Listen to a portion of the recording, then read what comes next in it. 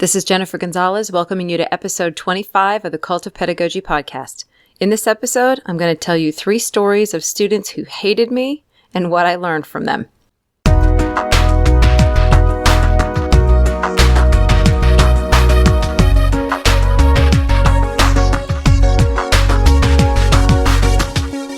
Hey, I am glad you're here. After my last episode, I got a whole bunch of new listeners, so I thought I would spend a minute saying hello and just introducing myself. If you have already been listening for a while, just put up with this for about a minute and I'll move on to something else. So, like I said before, my name is Jennifer Gonzalez. I have been running the Cult of Pedagogy website for about 2 plus years.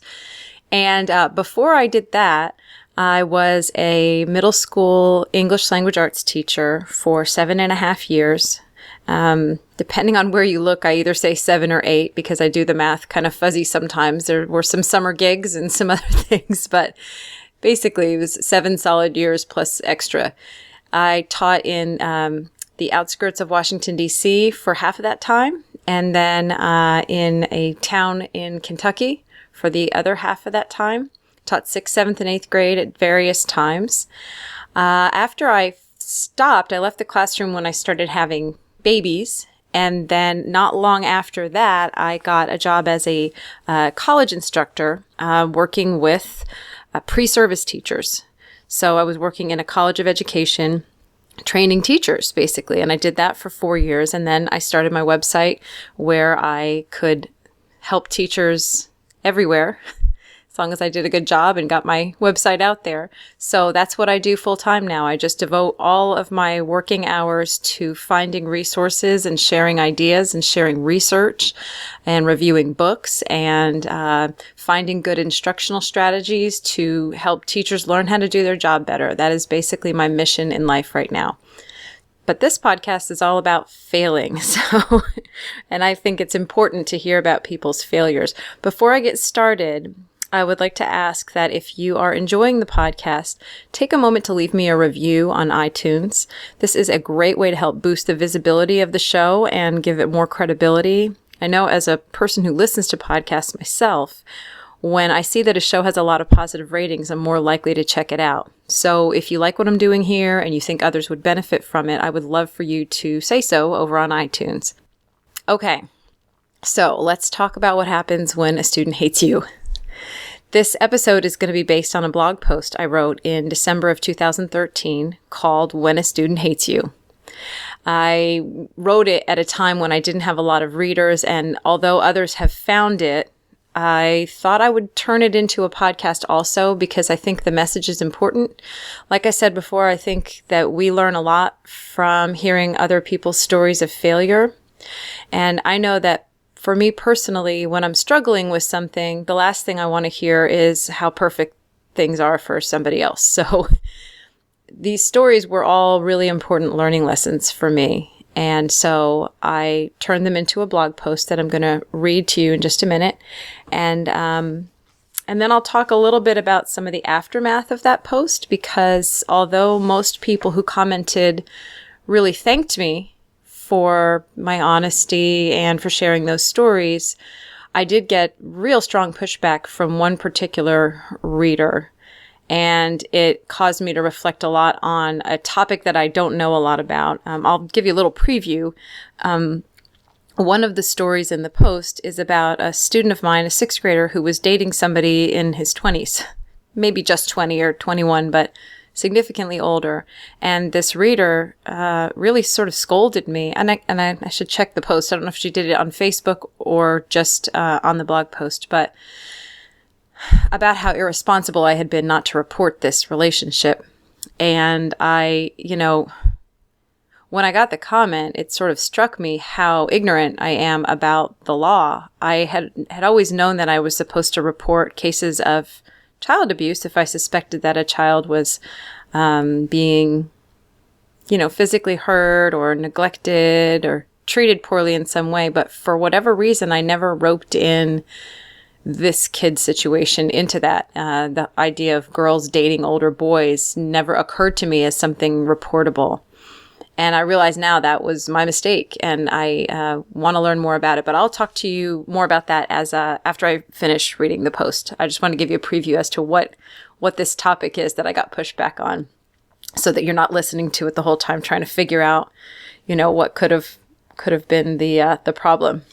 Okay, so this post is 3 stories.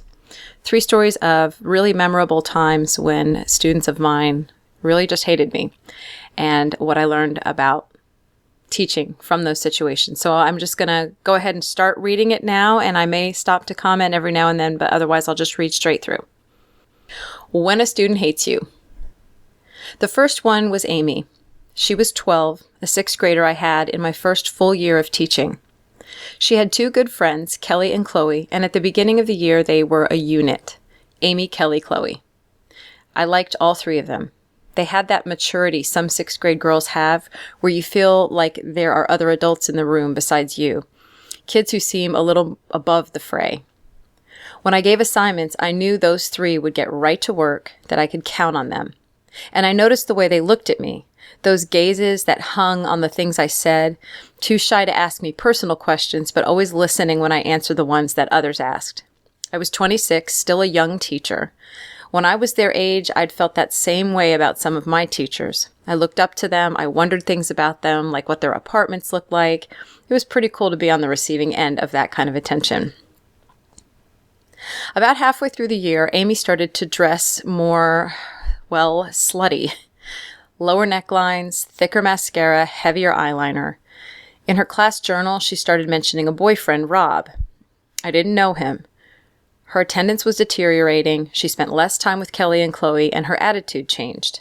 She didn't try so hard in class, and when it was time to go to the library or start group work, she moved with less pep. I figured she was just becoming a teenager. In early spring, I had lunch with Kelly and Chloe in my room. It was a reward for some kind of class contest. While we ate, I tried to socialize with them. This wasn't easy. I could bond with students in class, but one-on-one it was awkward. And Kelly and Chloe were not super chatty. After a few small talky questions, I brought up Amy. I said I noticed they weren't with her much lately. That got them talking. Amy was dating a 21-year-old guy. Her mom was okay with it. He even spent the night at her house. Internally, I freaked out. I had a feeling Amy was already out of reach, but these 2 could still be saved. I told them it was probably a good thing they drifted apart, that it would be wise to keep their distance.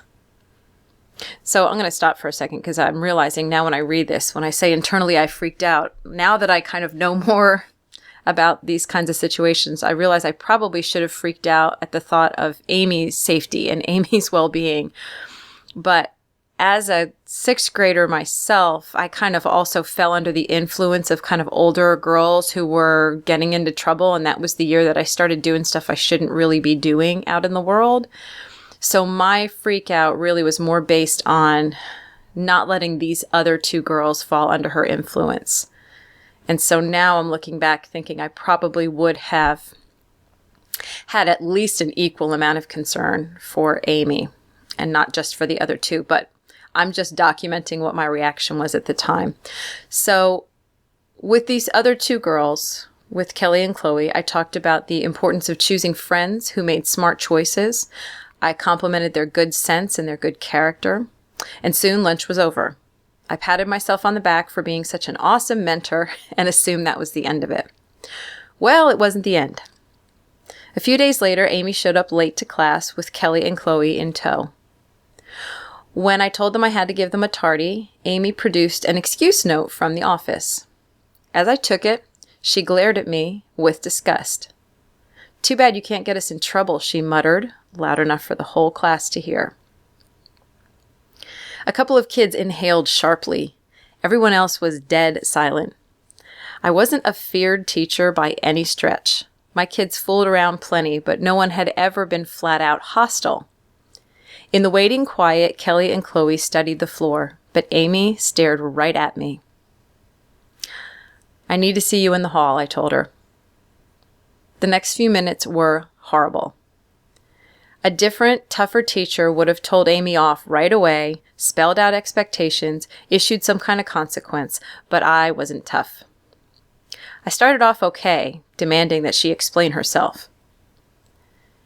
Through angry tears, Amy read me the riot act. Kelly and Chloe had told her everything. She couldn't believe what I had done. What kind of teacher talks about a kid behind her back to other kids? She said. I couldn't deny it. I tried to explain, saying I was worried about her, but it did no good. I apologized for hurting her feelings. Nothing got through. Her flushed, hateful stare only intensified. I told her she could stay out in the hall until she was ready to come in. Going back inside, I tried to straighten my face to look like everything was under control, but I was shaken. I glanced at Kelly and Chloe, seeing them differently now. They'd had plenty to say about Amy the other day at lunch. Why did they turn it all around on me? It didn't matter. I was the adult. I should have known better. Mark was second.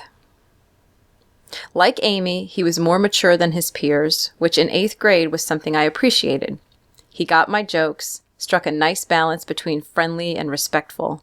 He already seemed to have a clear idea of who he was, and he did excellent work. So I was surprised one day when he got a 65% on a quiz. It wasn't like him. Then again, no one did well on that particular quiz. They weren't ready. The next day as I was returning the quizzes, I joked about it. Man, I said, this one was a doozy. We're going to have to go over this stuff a little more. There were groans and laughter as students got their papers. And then I added, even Mark got a D, if you can believe that. Yep, said that. I had my reasons, sort of. I was trying to make them feel better. They knew Mark got fantastic grades, and Mark was so mature, so laid back, he knew I thought he was great, right? He could take a little ribbing. I was so sure of this that when I made the comment, it didn't occur to me that it would bother him. But as he left class that day, he didn't look over and say see you later like he usually did. He kept his eyes straight ahead, stone-faced, no lopsided grin. It registered with me, but not for long. Middle school kids are moody, and that included Mark. I figured he had something on his mind, and I moved on with my day. That afternoon, when he passed me on his way out, he ignored me again. This time I paid attention. Mark always threw me a friendly wave at the end of the day, no matter what. When he showed up the next day with the same stone face, I knew something had changed between us. At the end of class, I asked him to stay back. At first, when I asked him if anything was wrong, he shrugged it off. But the evidence was right there in the way he looked at me, no smile or anything. So I asked again. Finally, he said, I just didn't appreciate you announcing my grade to everyone yesterday. My jaw dropped. Yes, I really hadn't recognized what a jerky thing I'd done until that moment. In an instant, it hit me that despite Mark's outward confidence, he was no more immune to public embarrassment than any of his peers. I pictured myself at the front of the classroom the day before, flippantly tossing out Mark's grade for the whole class to devour, laughing as I watched. Denise and the Springfield women were third. This was less than 2 years ago, and it still stings. And just a note, I wrote this 2 years ago, so now it's been 4 years. Still kind of stings, though. Denise was a student in one of my college classes. I was excited to be teaching the Instructional Strategies course for the first time. The only wrinkle was it was a distance learning course, the kind where I talked to the camera in one location and my students watched me on video monitors at 3 other campuses miles away. They could ask questions via microphone, but unless they had their button pressed, I heard nothing from them. So that meant that they could be having whole conversations in their own classroom that I couldn't hear. For the first time, I struggled to connect with my students. Although I also had a video monitor view of their faces, the screen wasn't big enough to show their expressions. It made it hard to get a sense of how well they were taking things in.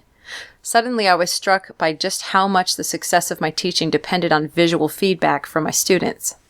Denise was at a location we'll call Springfield. She was one of 5 women, the oldest, about the same age as me. On a get-to-know-you form I gave all my students, she told me she was nervous about returning to college after a 20-year break. I was excited to help her build her confidence. I'd chosen a challenging textbook that semester, and I expected them to struggle some, but I believed the concepts it taught were worth the trouble. At first, I thought everything was going okay. The questions that came over the monitor were polite, on topic. It appeared they were keeping up. But then I started getting emails and phone calls, especially from Springfield. Some of them were having a hard time. I emailed back, called back, spending hours trying to help each of them. With every conversation, I thought I was making things better. I even drove out to Springfield one day and conducted class from there. Face to face, they were shy, like it was the first day of school. They didn't have a lot of questions. More than anything, they seemed uneasy with me being there. Still, I hoped showing up in person would help. The emails and calls kept coming. One Springfield student told me that others were getting angry, especially Denise. I tried to reach her several times, and she finally responded with a long email telling me what had started all the trouble. In one of our first classes, she told me, I'd asked her a question about the assigned reading. I was demonstrating a strategy called No Opt-Out from Doug Lemov's book, Teach Like a Champion. I was showing them how you ask a student a question, and if they can't answer it, you don't allow them to say, I don't know. You either prompt them until they can answer, or you have another student answer and then come back to the first student and have them repeat the correct response. When I did this with Denise, I'd heard some laughter over the monitor, and she did eventually answer the question. But in the email, she said she'd felt publicly humiliated and never quite got over it. I called her. We talked it over. I apologized for making her feel singled out, explained that it was a new strategy for me and I never intended to embarrass her. When I hung up, I felt like the problem was solved. It wasn't. The emails and calls kept coming from Springfield. Students in other sections started talking about it. From my most raw, sensitive core, a voice I tried to ignore was asking over and over, why don't they like me? I'd been teaching college for 3 years without standing up evaluations from students. Why did this particular group dislike me so much? In private, they kept saying how confused they were, but in class, no one asked a single question. My defensiveness came out one day while I was explaining a new assignment. I started with the basics, showing them where on the document to record their student's grade level, subject, and lesson title. The assignment was like a unit plan that they were going to have to write, and so I was going over the form. So after I explained the first part, the real easy part, I looked directly at the camera and I said, "Got that, Springfield?" Nothing. Crickets. I knew I was being unprofessional. I couldn't stop myself. I added more sarcasm by saying, "I just want to make sure you're getting this." On the monitor, their 5 faces just stared back at me. I could only imagine what they were saying under their breath. It got to the point where I felt knots in my stomach whenever class time approached. The emails from Denise grew hostile. Speaking for her entire section, she told me a good instructor would do something if every one of her students was having trouble. My defensiveness grew. I looked more closely at the work of the Springfield students. 2 had A averages, the other 2 had high Bs, and Denise had a C. Apparently, not everyone in Springfield was struggling. In the next class, I announced that students could redo any assignment for a higher score. I also pointed out that almost everyone had either an A or a B, and only a few had Cs.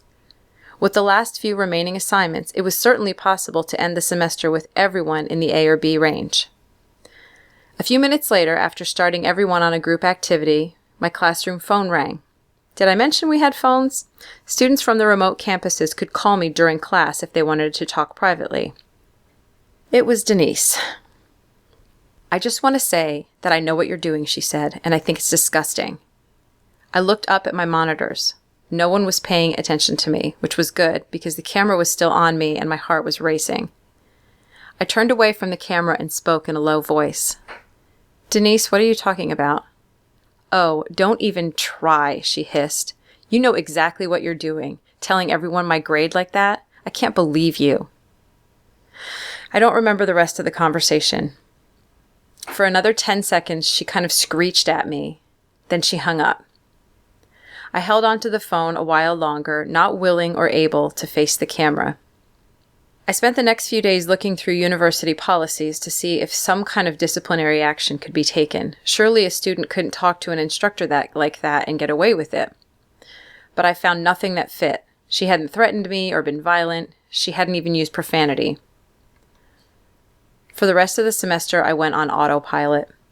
I was excessively professional. I didn't interact with Denise unless I had to, and then only in writing. I was more lenient with everyone's grades and made sure my end-of-year review covered every single thing on the exam. Nothing was going to make this better, but I could try my hardest not to make it any worse. Those are my 3 stories. I'm sure there were more students who hated me. I taught over 1,000 students ranging from age 11 to 55. Surely there were others whose feelings I hurt, who felt wronged, who felt ignored, who didn't find me to be their cup of tea. But these 3 stuck because they let their feelings be known. And as much as it hurt, I'm grateful to them because I learned from each one. From Amy, I learned that if I have a concern about a student, I should go to them directly. It's awful to hear that people are talking behind your back, and to have an adult do it must be devastating. For the rest of that year, Amy never warmed up to me again. Her attendance and her grades continued to drop. That summer she moved, and I never heard from her again. I still think if I'd handled things differently, I might have gotten through to her.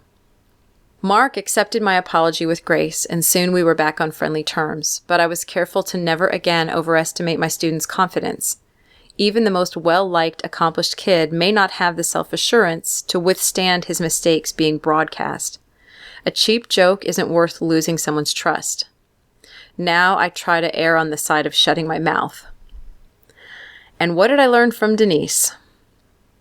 When I consider her story alongside the other 2, I see one thread that runs through them all. Ego.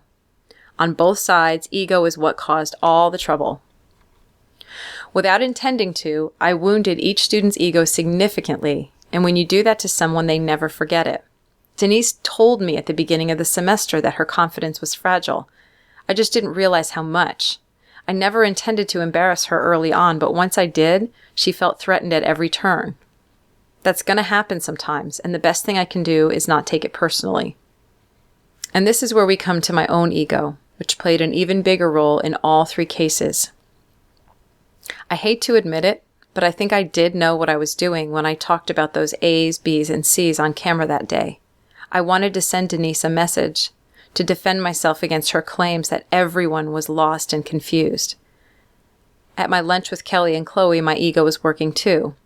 At first, 3 girls were worshipy with me. Then there were just 2.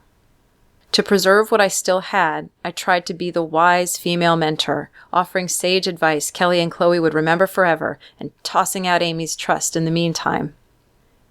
Even with Mark, ego got in my way. Those low quiz scores told me something had gone wrong, and I was trying to gloss over it by getting a laugh, by being cool. It's hard to write all this down. These stories definitely don't make me look good, and they don't represent most of my time in the classroom. I share them because I suspect some of you have had moments you're not proud of, stories you've never told anyone, and I want you to know you're not alone. One of the hardest things about being a teacher is the incredible vulnerability of it. The more you care about your students, the more they can hurt you. You can respond to this by caring less about your students and about what people think about you in general. Plenty of people do just that. Or you can get better at noticing when your ego is starting to mess with you, and then wrestle that sucker down and pin it to the ground for your student's sake and your own. So that's the end of the post. And like I said before, most of the responses I got were wonderful. Just generally people saying that they had had similar experiences, or just thanking me for just sharing, and showing this ugly side of my history. But I did get one that really, really got me thinking and made me realize that I kind of missed something, basically, important.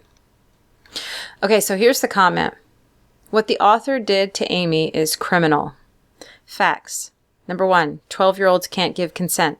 Number 2, an adult is not allowed to have a romantic relationship with a child.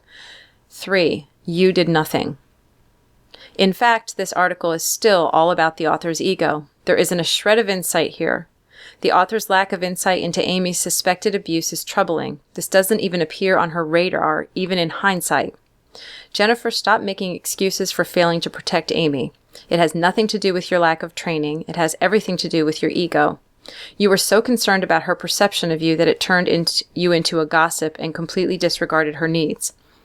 What you did was criminal and unconscionable. I encourage you to focus your next reflection in writing on the prevalence of childhood sexual abuse and mandated reporting laws as to prevent this awful mistake from being replicated. This kind of was a string of comments because another commenter actually mentioned that I broke confidentiality, and that was another, sort of mistake that I had made, but that I had also failed to report it. So that was the end of that conversation. And at the time, the reply that I got was about a year ago, and it really shook me up because this reader felt so strongly about it. And I always assume that any comment I get is representative of lots of other people who probably felt the same way and didn't comment. So at that time, I set about to learn a little bit more about statutory rape laws and reporting, and honestly really examine my conscience in terms of why I didn't think of this as child abuse. And what I wanted to do was, I wanted to interview, maybe some family law attorneys who could talk to me a little bit more about the legal aspects of it in terms of what is a teacher's responsibility to report this type of thing. And again, this is about the first story, the one about Amy dating the older man, or, dating an adult, dating a 21-year-old. So what ended up happening was kind of nothing. I attempted to reach some family law attorneys. I kind of hit some dead ends. I did learn that every state has different laws and definitions about statutory rape, and it really just varies a lot. But this is definitely still a pending issue for me. And if you're listening and you know something about this topic, whether you are a lawyer yourself or you were a victim of this type of abuse, or you are a teacher who was in a situation where you either failed to report or you did report, or anything really, I would really like to still follow up on this and learn what I can and then share what I've learned with others, because I don't know, I was just pretty shaken up by that accusation by the reader. And I'm using the word accusation, not trying to say that she was being horrible to me, but I think there's truth to it. And so it's obviously an area that I still need to learn some about. So I will just say that if you are listening and you would like to talk more about this, or you have more information, or you know somebody you could connect me with, please come onto my website and click on the About tab, and there's information about how you can contact me there. Or you can just email me. My email is gonzjenn, GONZJENN @gmail.com, and I can be reached that way too. So I'm going to end there. To read the original post that this episode came from, just go to cultofpedagogy.com/pod and click episode 25, and that'll take you straight to the original article. Thank you so much for listening, and have a great day.